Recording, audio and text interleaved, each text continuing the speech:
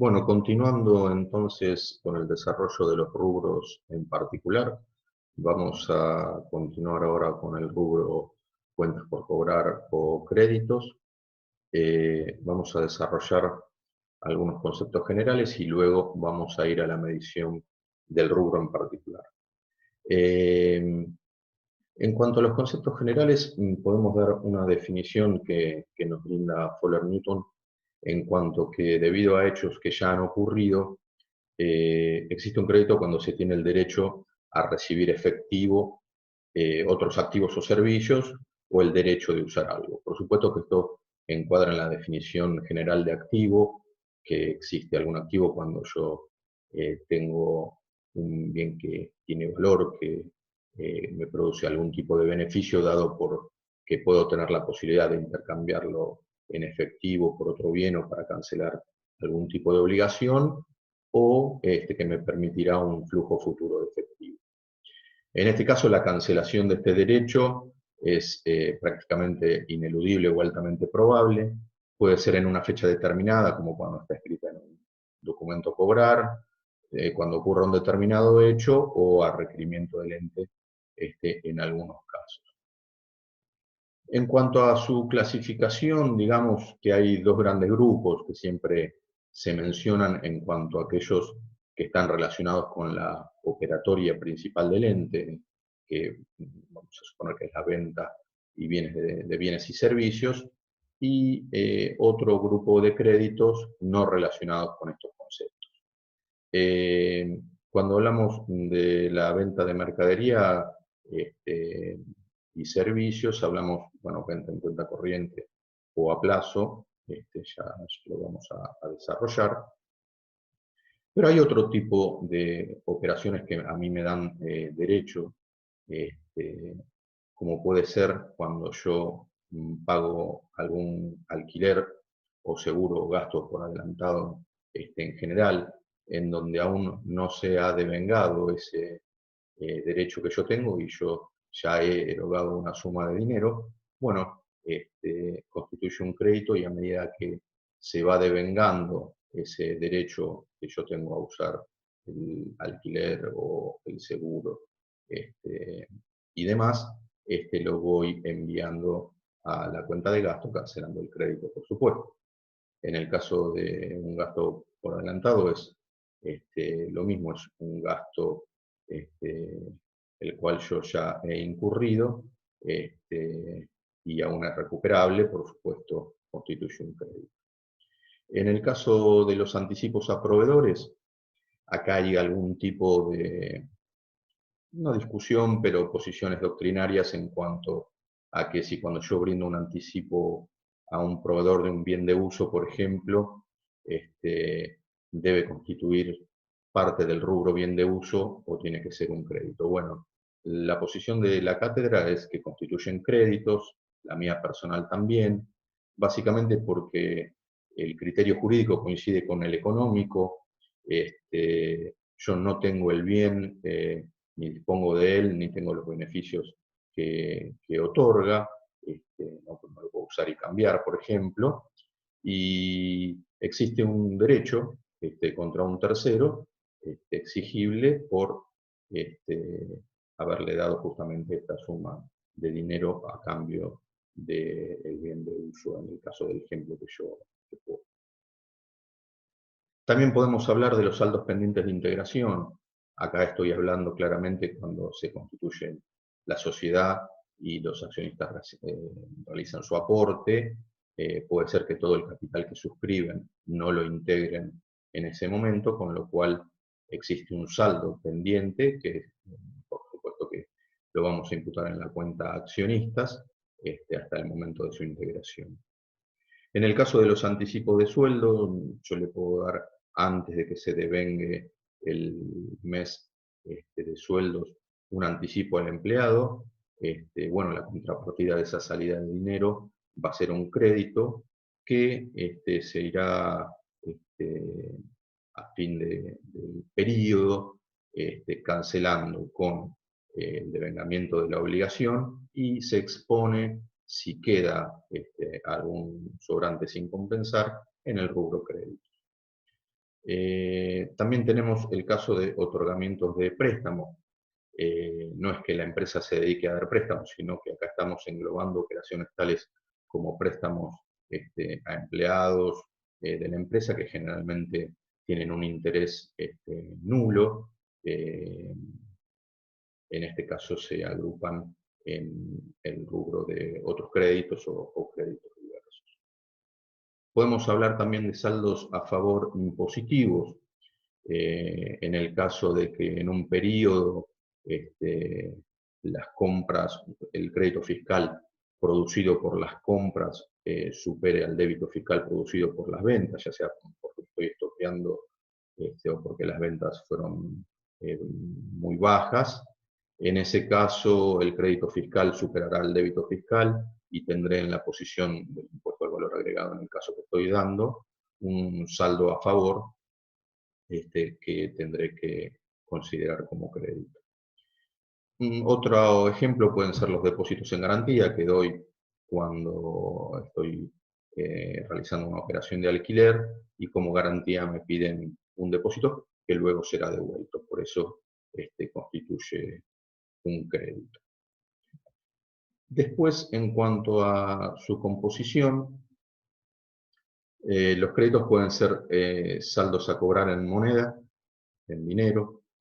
ya sea en la moneda de curso legal del país o en moneda extranjera, en cuyo caso voy a tener que tener en cuenta el tipo de cambio para convertirlos. Puede ser en cuenta corriente, es decir, acá cuando vendemos en cuenta corriente tenemos generalmente la necesidad de tener una cuenta analítica para cada cliente y reflejar las facturaciones y los cobros en las mismas, que por supuesto después tendré que conciliar con el saldo mayor de la cuenta contable clientes. Esto, por supuesto, por un mejor control cuando está, mientras más atomizada está la cartera de clientes. Y después, bueno, documentados en el caso, por ejemplo, de un documento a cobrar. También podemos hablar de saldos a cobrar con sociedades del grupo económico, es decir, cuando la compañía conforma un grupo económico, es conveniente tener en una cuenta separada los saldos con sociedades del grupo económico, como así también las deudas, sobre todo para los procesos de consolidación de estados contables, en los cuales este tipo de saldos yo los tengo que eliminar. El proceso de consolidación seguramente lo van a aprender en contabilidad 3, pero, digamos, desde el punto de vista de los créditos, podemos decir que es conveniente tener separados estos rubros para tenerlos claramente identificados a efectos de su eliminación en el proceso de consolidación. Después, bueno, obviamente tenemos regularizando el rubro a todas aquellas previsiones para devoluciones, bonificaciones o incobrabilidades que sea necesario realizar para comparar con el valor recuperable. Ustedes saben que ya lo hemos desarrollado en la unidad 8, todo activo luego de su medición primaria deben compararlo con su valor recuperable en el caso de los activos, para que no se produzca una sobrevaluación del rubro. Bueno, si yo tengo posibles incobrabilidades, moras, bonificaciones o devoluciones, debo contemplarlas para justamente compararlas con su valor recuperado. Y después, como dijimos, puede haber otro tipo de créditos diversos como los que mencionamos anteriormente en la filmina anterior. Podemos hacer algunas consideraciones en cuanto al autor Palen, que en su libro Contabilidad Pasado, Presente y Futuro desarrolla un poco las condiciones para reconocer el ingreso como contrapartida de la medición del crédito relacionado. Acá la intención, por supuesto, no es entrar a desarrollar conceptos de apropiación de ingresos, que ustedes ya lo han visto en la parte 1 de la materia, pero simplemente vamos a mencionar que en cuanto al concepto, lo que dice Palen obviamente es que acá se maneja el concepto restringido del ingreso, ¿no? El criterio amplio que propone el doctor Lasati, en cuanto a que el ingreso se da cuando hay un intercambio con terceros. Esto se produce, recuerdan los momentos, en el momento 2, cuando se entrega el bien y hay una aceptación de la otra parte, y tiene que tener ciertas características. Por ejemplo, tiene que ser eh, definitivo dentro de lo razonable, por eso hablamos de las devoluciones o posibles devoluciones, y los riesgos inherentes a la operación comercial deben estar cubiertos. Por eso hablamos de los riesgos de recuperabilidad, como incobrabilidad y mora, que justamente son los conceptos que usamos también para calcular el valor recuperable al momento de la medición al cierre del ejercicio. Muy bien. Con el tema de las devoluciones que hablábamos anteriormente, pueden ser que ocurran en el mismo periodo,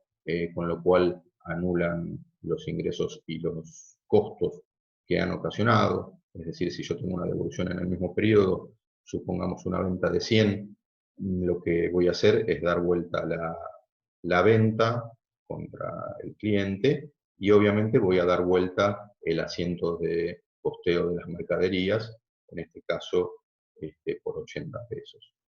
Ahora, puede ser que luego del cierre yo tenga hechos posteriores confirmatorios de alguna situación ya existente al cierre,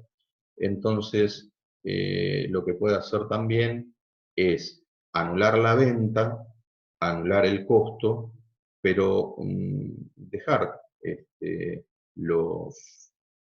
saldos de clientes, en este caso regularizados por la previsión para devolución que estoy constituyendo por el margen de la venta, que es de 20,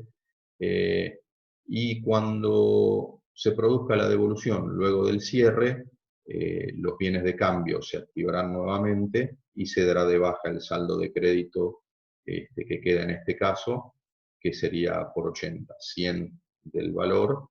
inicial y 20 de la previsión por devoluciones que lo regularicen, ¿no es cierto?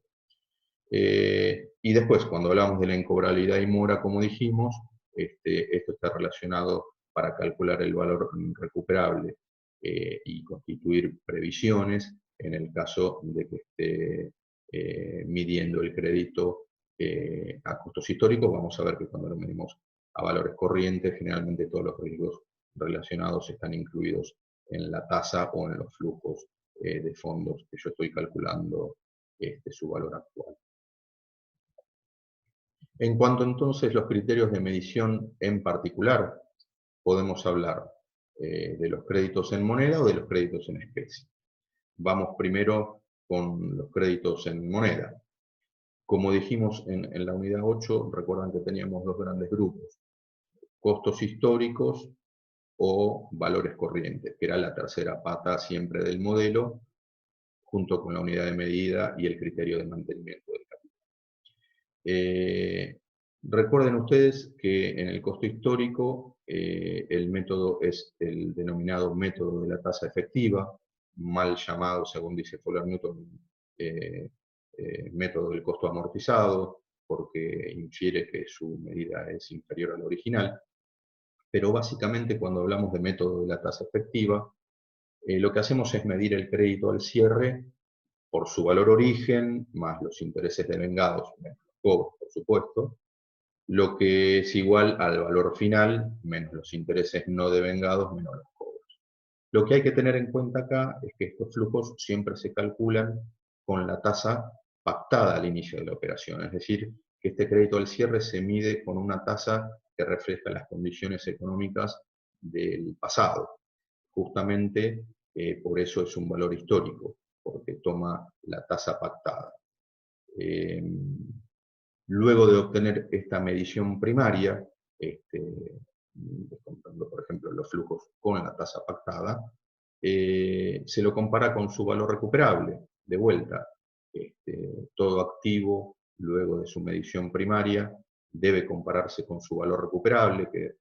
recordemos que su valor recuperable no es un criterio de medición, sino que es un techo del cual la medición primaria no puede pasar,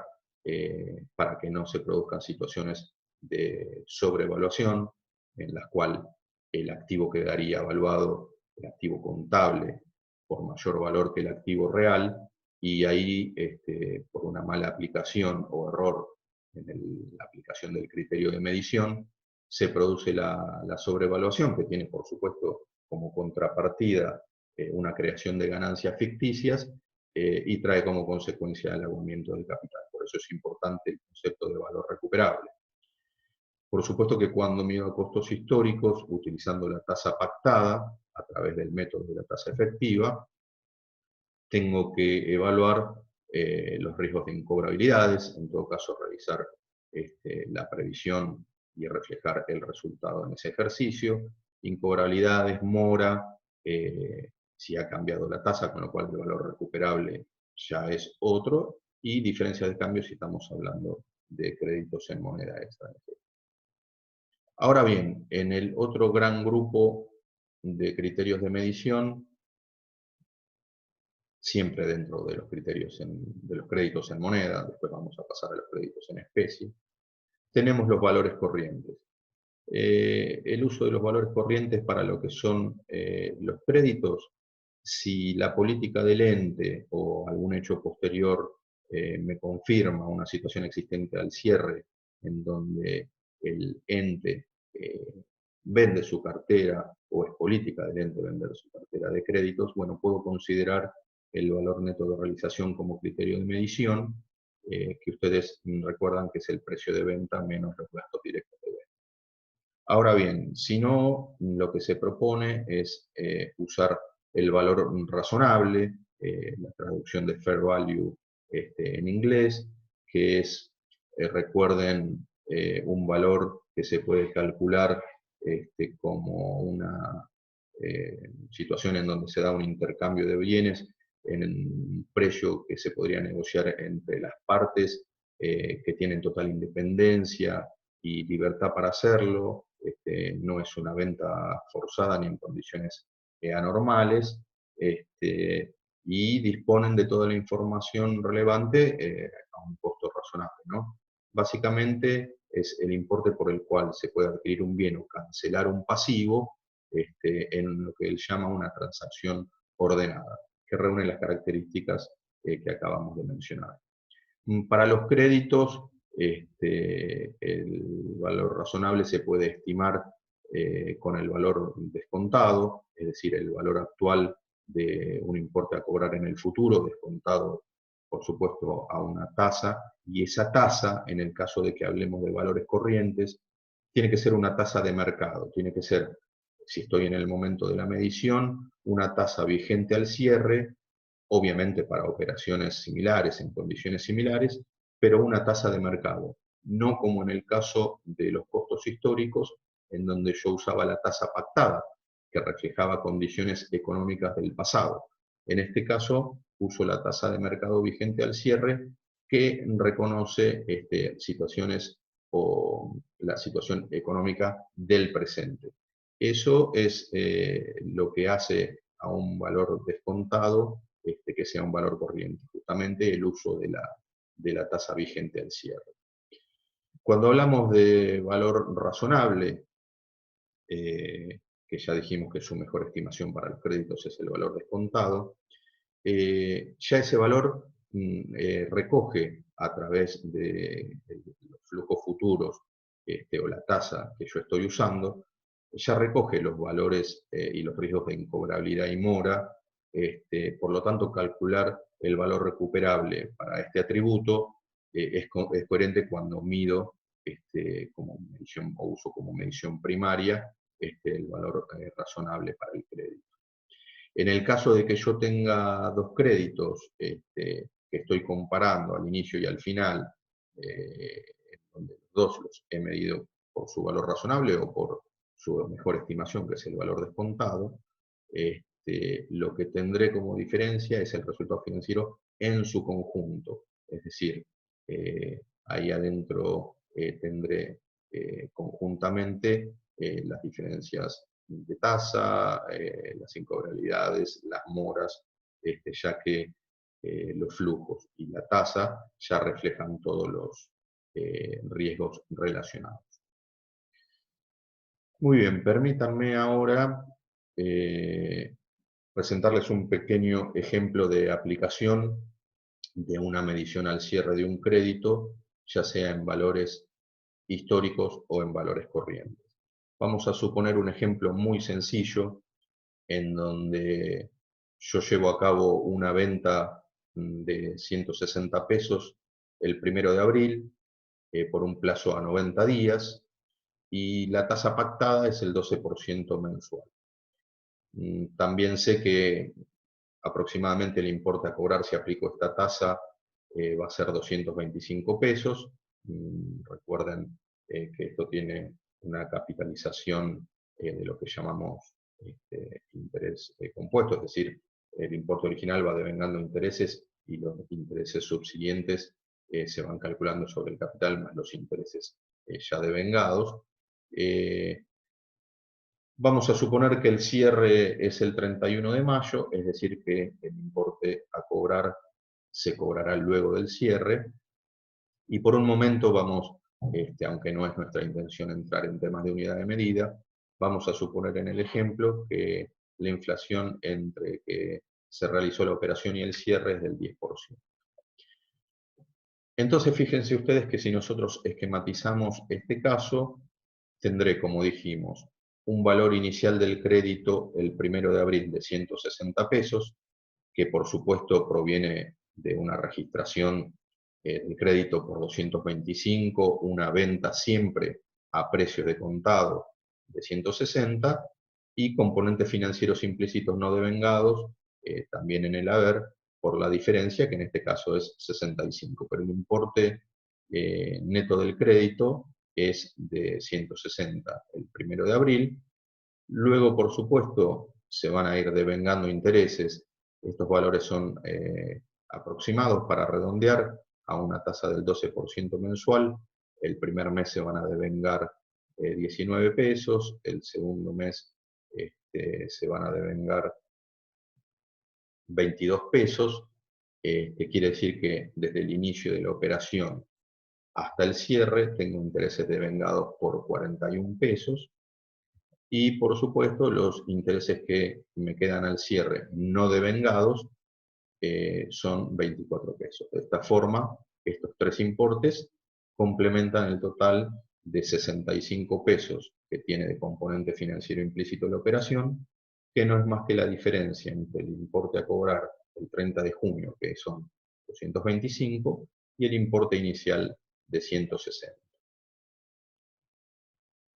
Esto es lo que estaba diciendo. Si nosotros tomamos el método de la tasa efectiva, es decir, el valor origen más los intereses devengados menos los cobros, a la tasa pactada, es decir, esa tasa del inicio de la operación, que si yo estoy parado y midiendo al cierre refleja condiciones económicas del pasado, me da 160 más 41, o lo mismo, puedo calcularlo como el valor final de 225, menos los intereses no devengados, que son 24, con lo cual, a valores históricos, usando el método de la tasa efectiva, el valor al cierre es de 201 pesos. Hasta ahí vamos bien. Tenemos la medición del crédito a valores históricos, que por supuesto después deberé comparar con el valor recuperable como valor límite para evitar situaciones de sobrevaluación. Ahora bien, fíjense ustedes qué pasa si yo me encuentro que al cierre la tasa vigente para operaciones de mercados similares y en condiciones similares ya no es más el 12% como la tasa pactada, sino que hoy es 15%. Bueno, ustedes ya saben que para medir un crédito a valores corrientes tomaré el importe a cobrar en el futuro, es decir, esos 225, y calcularé el valor descontado a través del valor actual, descontando esos 225 pesos a la tasa vigente al cierre, que es 15%, por un periodo, que es el que transcurre desde el cierre hasta que lo voy a cobrar. Entonces, en este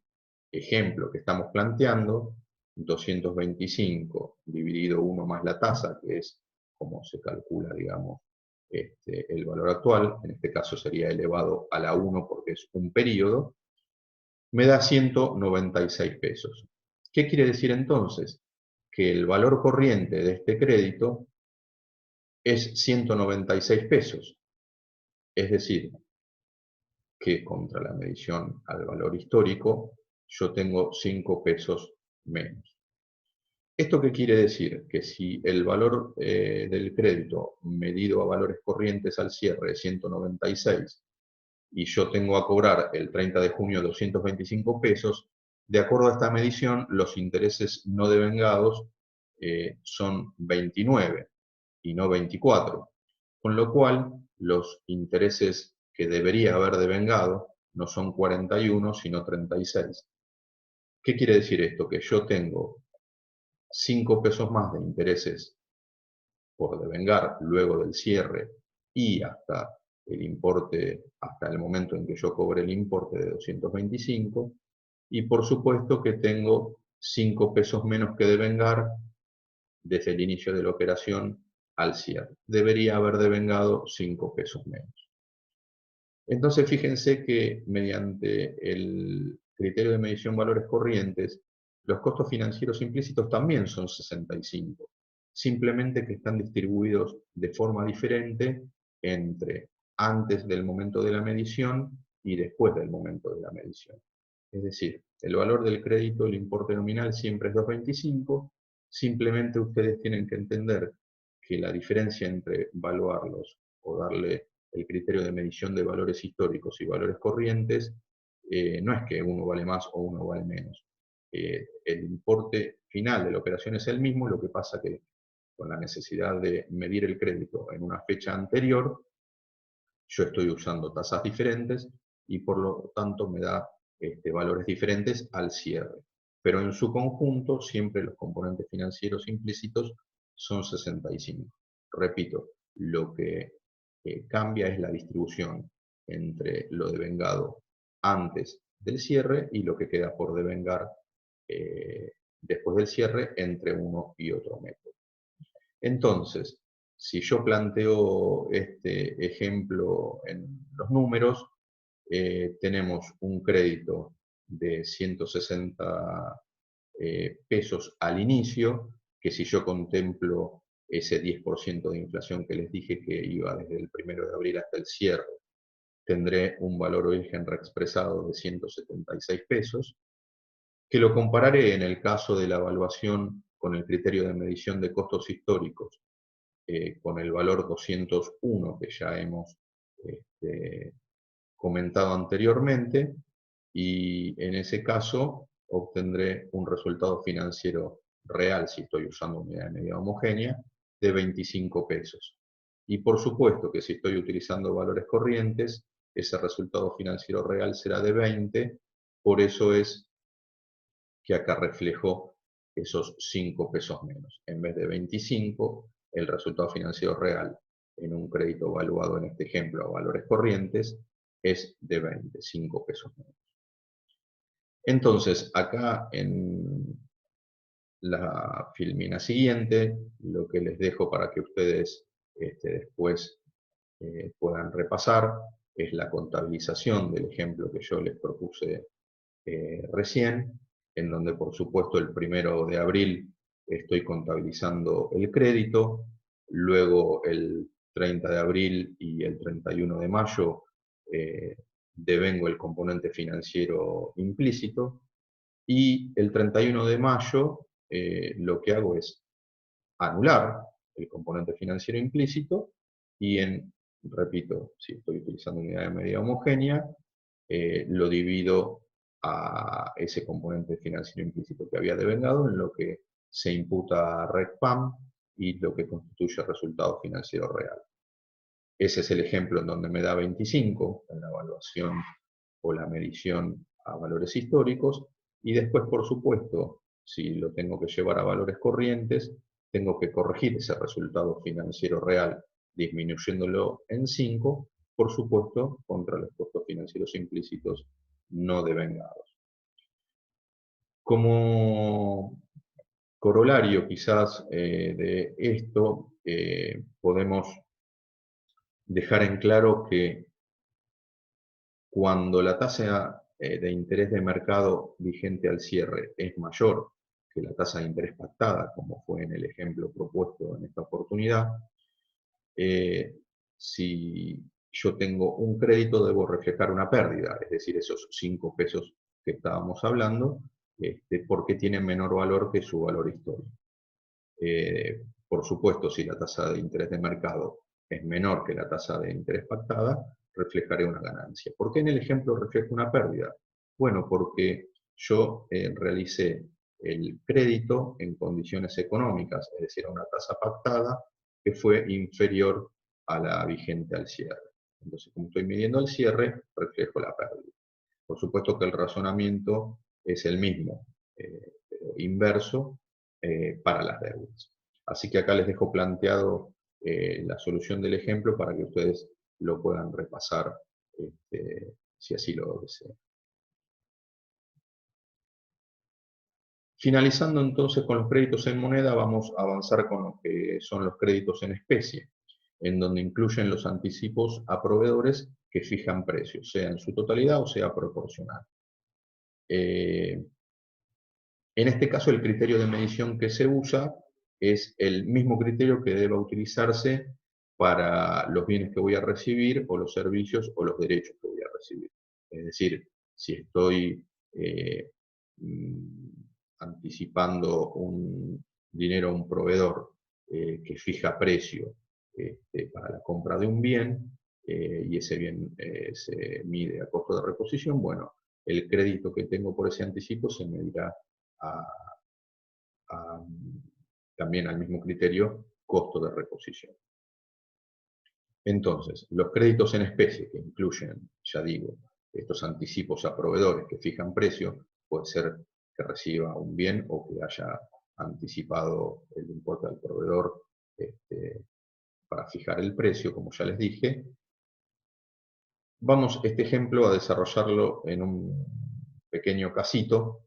en donde supongamos que yo tengo el cierre el 31 de mayo y el día 30 de abril lo que hago es colocar una orden de compra, supongamos, por 2.000 unidades al costo de ese momento, que son 6 pesos. Vamos a suponer también que tengo entre el periodo un 5% de inflación y que la recepción del bien se hará después del cierre.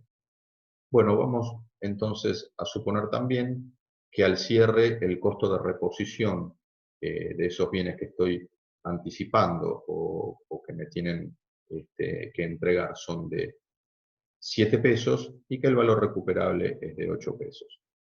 Entonces, vamos a suponer que yo hago un anticipo proporcional, un anticipo parcial por esas 2.000 unidades y hago un anticipo por 900 unidades, es decir, 900 unidades a 6 pesos constituyen 5.400. Entonces el 1 de abril anticipo el importe de 900 unidades y fijo el precio. Es decir, hago esta registración que ustedes ven en este momento. Y por supuesto lo que tengo que hacer al cierre es, si estoy en un modelo de unidad de medida homogénea, contemplar ese 5% de inflación y calcular el valor recuperable, que en este caso sería 5.670, como ven acá. Ahora, para el valor corriente, tengo que tomar el costo de reposición, como si tuviera el bien. Entonces, ese anticipo de 5.400 ya lo voy a medir con el costo de reposición, que es 7 pesos, y constituirá un valor corriente, como ven acá, de 6.300. Por supuesto que después, como todo activo, debo comparar su medición primaria con su valor recuperable, que en el caso de los activos es su techo, el cual no puedo pasar para crear situaciones de sobrevaluación, como ya hemos desarrollado anteriormente. El valor recuperable serán esas 900 unidades por 8 pesos cada uno, como ven acá son 7.200 pesos. Entonces, lo que obtendré acá es, en el caso de tener un criterio de medición a valores corrientes, un resultado financiero real de 630 pesos por la diferencia entre lo que es el valor origen expresado en moneda de poder adquisitivo de cierre, y el valor corriente. Por último, lo que quiero hacer es algunos comentarios finales, derivados quizás de la bibliografía y algunos de algunas preguntas en las clases de algunos alumnos. El profesor Fuller Newton da un caso bastante interesante de lo que son, él llama efectos indeseables de la utilización del método de la tasa efectiva. Él pone un ejemplo que no vamos a desarrollar acá, pero se los cuento brevemente, entre dos préstamos que otorga, en donde tiene el derecho a recibir el mismo importe en la misma fecha y con riesgos similares. Entonces, como fueron otorgados en diferentes fechas, tienen diferentes tasas de interés, y por más que sea el mismo importe a cobrar en el mismo momento y con riesgos similares, si yo calculo el valor actual de ellos por el método de la tasa efectiva, al tener diferentes periodos y diferentes tasas, su medición al cierre a costos históricos va a dar diferente. Sin embargo, se da la paradoja de que son dos créditos a cobrar el mismo día, por el mismo importe y con condiciones de riesgo similares. Si lo quieren ver en detalle, por supuesto, está en el libro de Fuller Newton de Contabilidad Superior. Con el tema de los costos financieros implícitos, debemos dejar en claro que no importa el criterio de medición que esté usando, esto se trata de la aplicación del concepto de lo devengado. Debo segregar los componentes financieros implícitos porque siempre cuando hay una operación a plazo se presupone que siempre hay un componente financiero implícito. El efecto de no segregarlos, bueno, puede ser, supongamos, una operación que ya se ha cobrado al final del ejercicio. Bueno, si yo no segrego los componentes financieros implícitos, pero la operación ya se cobró, es decir, el crédito al cierre no existe,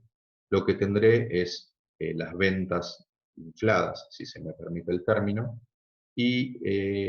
tendré una mala exposición entre las ventas en desmedro de los resultados financieros. Ahora, peor es la distorsión si, llegado la fecha de cierre, ese mismo crédito, el cual no es segregado de los componentes financieros implícitos,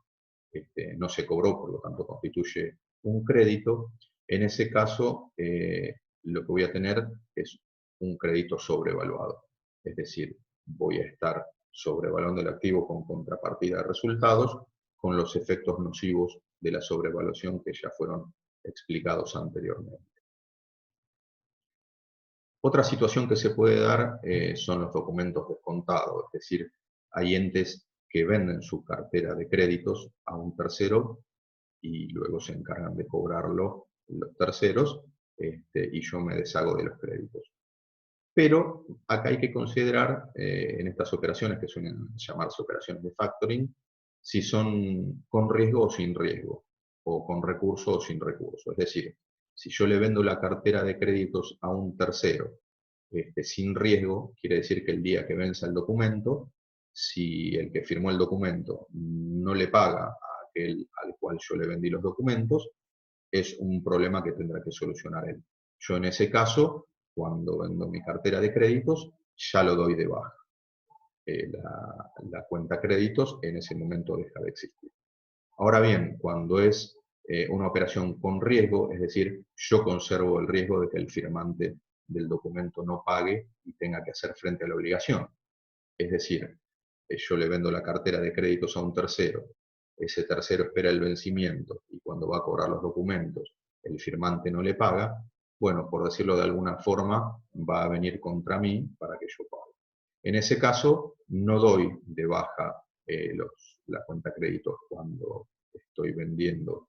la cartera a un tercero, sino que la regularizo con una cuenta de documentos descontados, o también hay una posición doctrinaria de crear un pasivo. Con el tema de consignación, si bien se relaciona más con bienes de cambio, lo incluyo por alguna pregunta que he recibido. En el caso de que yo entregue bienes de consignación, en consignación lo único que hago es, dentro del rubro bienes de cambio, un cambio de exposición en cuanto a no mostrar el bienes de cambio en su situación normal, sino que están en consignación a través de una cuenta de mercadería en consignación, pero de ninguna manera registro un ingreso con contrapartida a crédito en ese momento, sino en el momento en que aquel que se llevó la mercadería en consignación produzca su venta. Y después, como comentario final, nosotros en la unidad 8 habíamos visto también que un posible criterio de evaluación era el importe nominal, pero lo colocamos aquí porque, como dice Fuller Newton, lo consideramos totalmente inadecuado porque es un importe del futuro y, como ustedes saben, un peso hoy